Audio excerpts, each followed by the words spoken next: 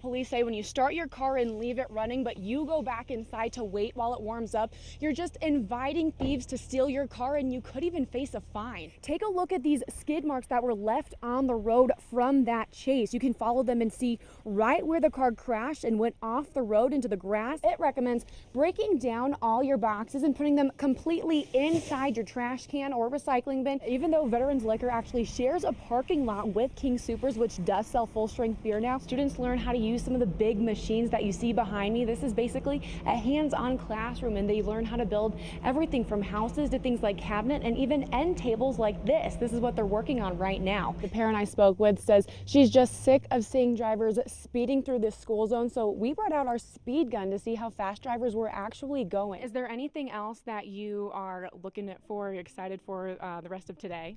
Right now I'm mostly excited for breakfast and probably a lot of coffee.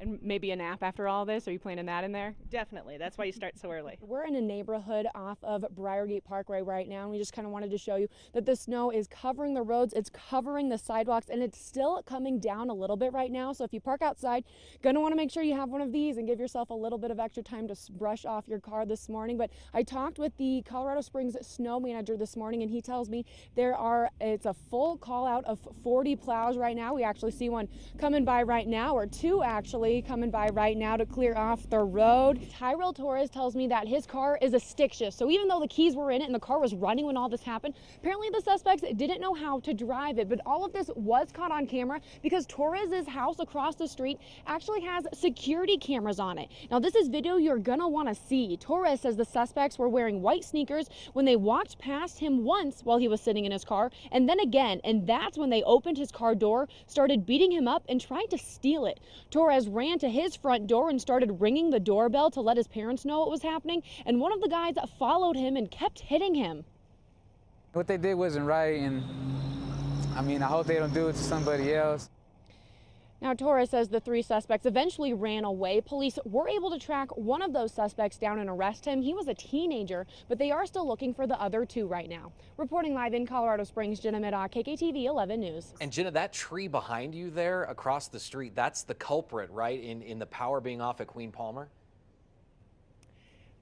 That's what I would assume, because it looks like there are power lines right above it. Maybe it hit those power lines, maybe toppled this power pole. So it looks like they have restored the power pole, but like you heard Mark Murphy saying in that sound bite, that it takes a while. They have to come out, assess the damage, move the trees, then do all that before they can turn the power back on. So crews will be out here working, but that is what we would assume caused this power outage at Queen Palmer. Yeah, some tree crews I spoke with too say it takes several days to not only get that away out of harm's way, but then chop it up and get it out. Well, the post office here in Briargate, the lobby here is open 24/7. We've actually already seen one person come and drop her package off super early, but the post office is expecting things to pick up throughout the day and in the coming weeks as more people send off their gifts and their cards. Now, I'm joined here with Linda Neal with the post office, and she's going to talk with us about how you can save time at the post office. So kind of walk us through, what is this kiosk right here? Right, so our self-service kiosk is wonderful. You can print your postage and ship your package even when the post office retail window is not open, because we're here at the lobby 24/7. Okay, and I know there's another way. People don't even have to leave their homes if they want to ship their gifts. How do they do that? Absolutely. So go to USPS.com. Again, you can print your postage and shipping labels. You can request carrier to come to your door and pick that up, all from the comfort of your home.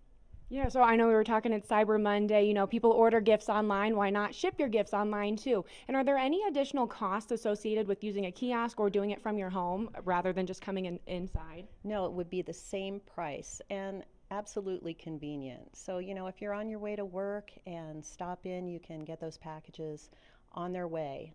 Same thing if you're mailing from home, just request the carrier to come to your door and pick that package up after you've printed your postage and your packaging label.